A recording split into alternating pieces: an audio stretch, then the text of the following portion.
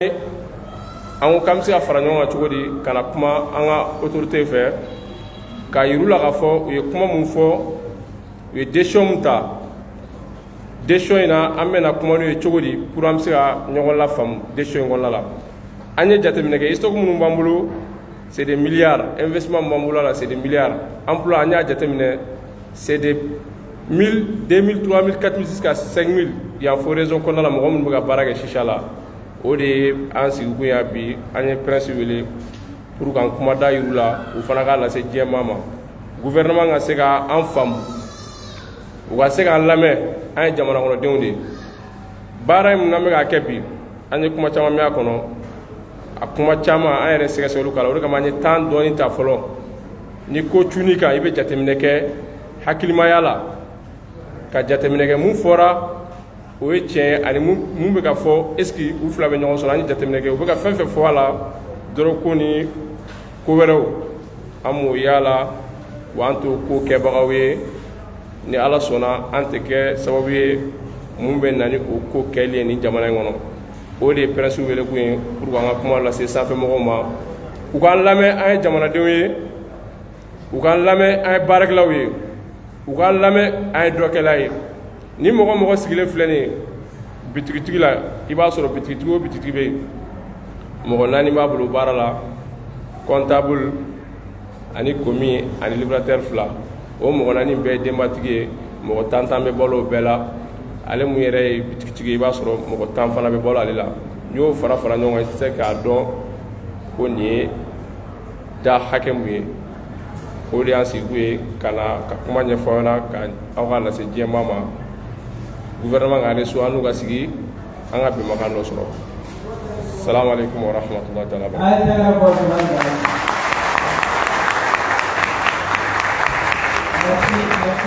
merci. Donc, atena mawara chaya amena kumati mawani jawara makati suru kanaye.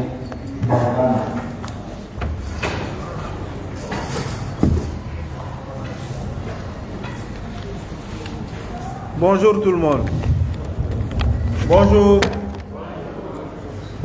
Merci à la presse pour votre présence et à l'ensemble des invités. Moi, je me nomme Mahamadou Diawara. Je suis le responsable du restaurant La Parisienne. Nous avons convoqué cette conférence de presse afin d'éclaircir certains points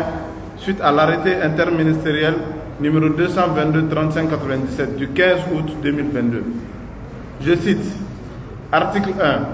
Il est interdit l'importation, la distribution, la vente et l'usage de la chicha, narguilé ou tout autre appareil similaire sur toute l'étendue du territoire national. Nous sommes le collectif des distributeurs de la chicha au Mali, CDCM. Nous regroupons l'ensemble des distributeurs, importateurs, restaurants, boîtes de nuit, bars et clubs de chicha du Mali. La chicha, appareil et instrument permettant de fumer du tabac, comme tout autre instrument, a été interdit par le gouvernement pour motif que certaines personnes utilisent à d'autres fins en soi, comme la consommation d'alcool et la drogue. À cet effet, nous avons constaté avec regret que le gouvernement a pris une décision unilatérale sans concertation avec nous, les différents acteurs de la chicha au Mali.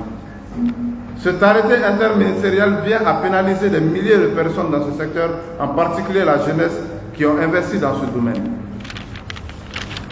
Et qui a permis à créer des dizaines de milliers d'emplois. Un investissement qui n'est pas des moindres, compte tenu du constat d'un huissier assermenté qui représente des milliards d'investissements et de stocks de marchandises, tabac, accessoires de chicha sur le territoire national.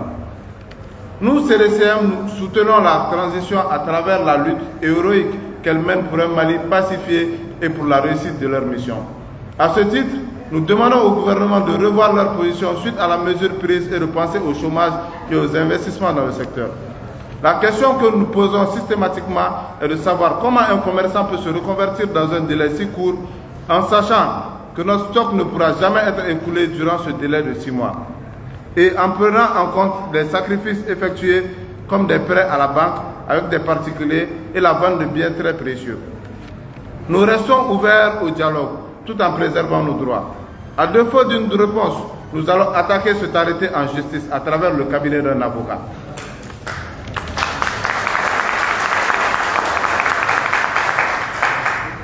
Une citation dit: la liberté des uns commence là où s'arrête celle des autres. Cette citation commune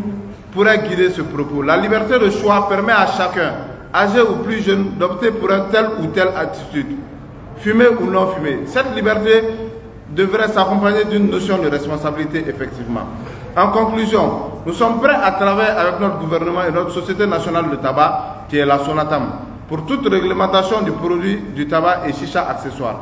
Pour le domaine de la santé, nous sommes prêts à travailler dans la plus grande transparence pour que nos autorités et laboratoires compétents puissent vérifier tous nos produits et sont prêts à payer tous les frais et taxes dont nous devons nous acquitter pour réglementer nos espaces privés pour fumeurs, bar à chicha, boîtes de nuit et maquis. Nous sommes la jeunesse malienne et nous sommes plus forts et plus unis que jamais. Et pour finir, je lance un appel par ma modeste personne et au nom du CDCM à l'endroit de l'opinion nationale à mesurer l'impact de l'arrêt des activités sur le problème de chômage. La chicha n'est pas égale à la drogue. Merci.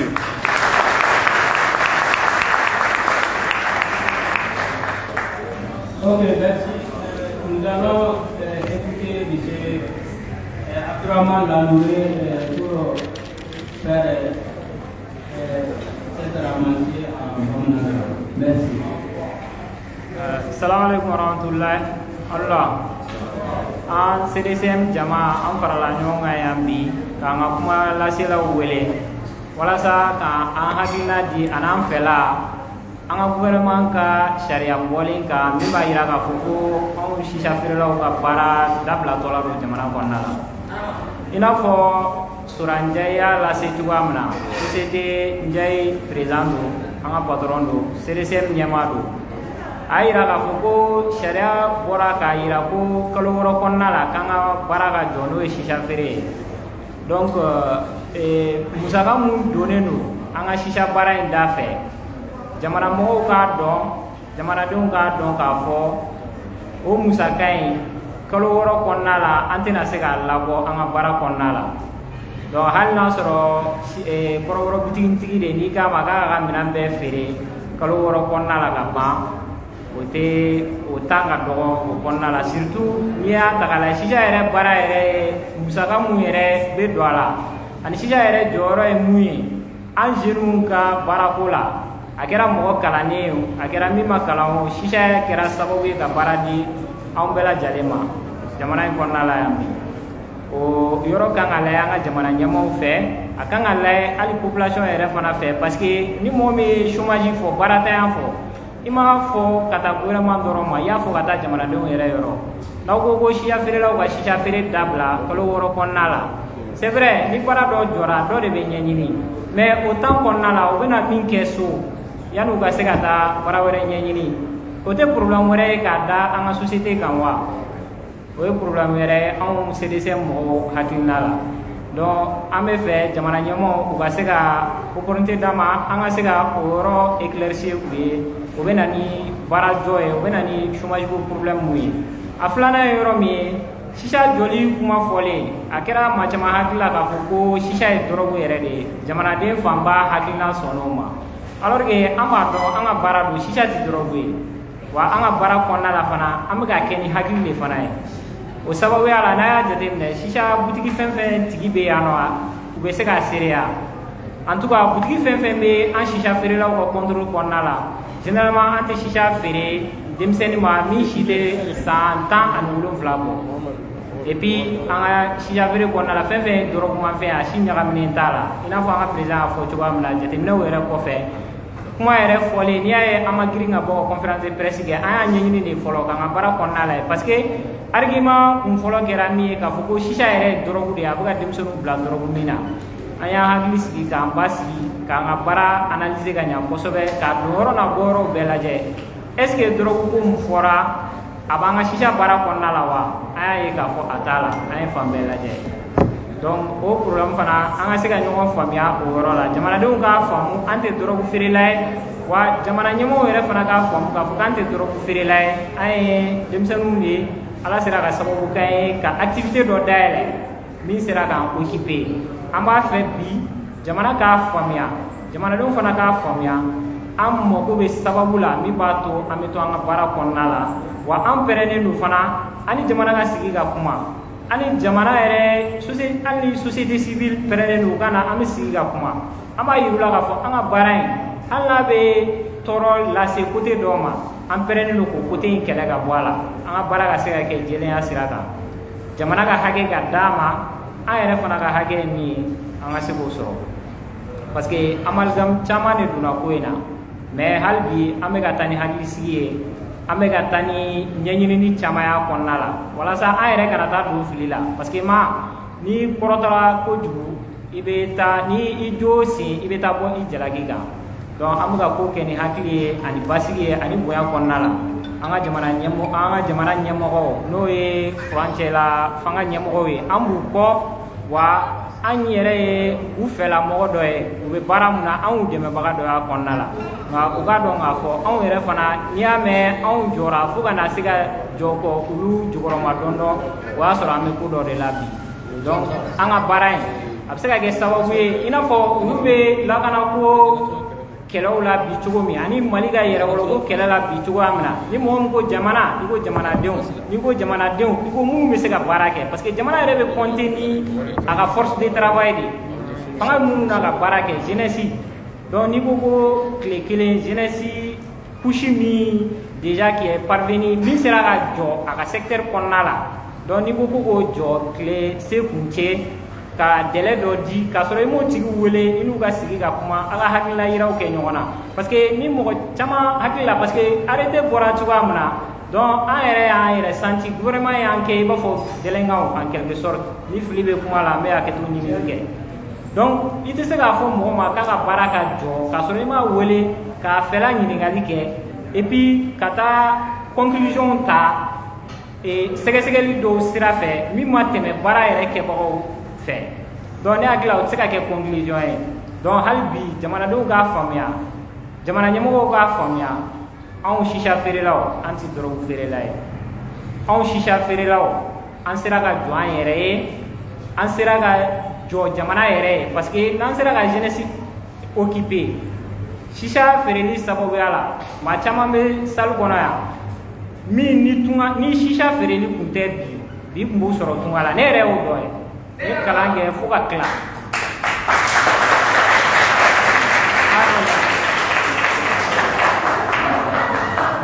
ne yɛrɛ min sigilen bɛ yan n ye jeune diplômé de n ye université kɛ fo ka tila n ka diplôme bɛ n ka saki yɛrɛ kɔnɔna la a yɔrɔ man jan je suis logisticien de formation gestion logistique et transport nka bi n bɛ ka n yɛrɛ ta ka denbaya ta ala ni shisha feere in sababuya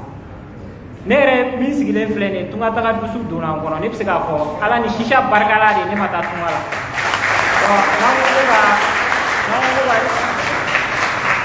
n'an ko ka shisha feere jɔ tile se kuncɛ o kɛra décision de ye peut-être que min ma ta hakilisigi ani mesure kɔnɔna la nka an dalen dɔ la k'a fɔ an ka jamana ɲɛmɔgɔw an yɛrɛ ɲɔgɔnw de don ils sont jeunes comme nous i n'a fɔ président yɛrɛ y'a fɔ cogo min an b'a dɔn u tɛ décision foyi ta min bɛ tɔɔrɔ lase jeunesse ma wa an b'a dɔn u ni jeunesse bɛ ɲɔgɔn fɛ hali bi an bɛ welewelemada kɛ u ka se ka opportunité d'an ma an n'u ka sigi ka kuma an k'an fɛla yira u la an somɔgɔ minnu bɛ yen nɔ an parents minnu bɛ yen nɔ n'o ye Mali yɛrɛ population bɛɛ lajɛlen ye bɛɛ k'a faamuya k'a fɔ shisha feerela tɛ dɔrɔgu feerela ye shisha ni dɔrɔgu ka jan ɲɔgɔn na donc ni faamuya sɔrɔla o la n'an fɛla sera ka sira sɔrɔ an ye an regroupé yan bi o kama k'an ka kumalaselaw yɛrɛ wele an ka foli bɛ u ye u ka se ka an jukɔrɔma dɔndɔn an ka ci ka se ka se a seyɔrɔ la walasa bɛɛ ka se k'i ka hakɛ sɔrɔ an ka Mali kura kɔnɔna la parce que an shisha feerelaw an nisɔndiyalen don Mali kura kɔnɔ faut pas que Mali kura in ka kɛ an kɔ la parce que n'i ko ko ka shisha feere jɔ an bɛ Mali kura in kibaruya sɔrɔ k'an to jamana wɛrɛ o tɛ anw fɛla ye donc mun tun bɛ n fɛ k'a lase o ye nin ye hakɛto ɲini bɛ kuma merci monsieur Lantouré donc kunnafonidilaw bɛ yan nɔ a ye kɔrɔfɔw mɛn donc ni ɲininkali bɛ mɔgɔ minnu fɛ kunnafonidila minnu fɛ conférence de presse de don an kana kɛ ko bɛɛ ka ɲininkali kɛ an ka kuma to a dugu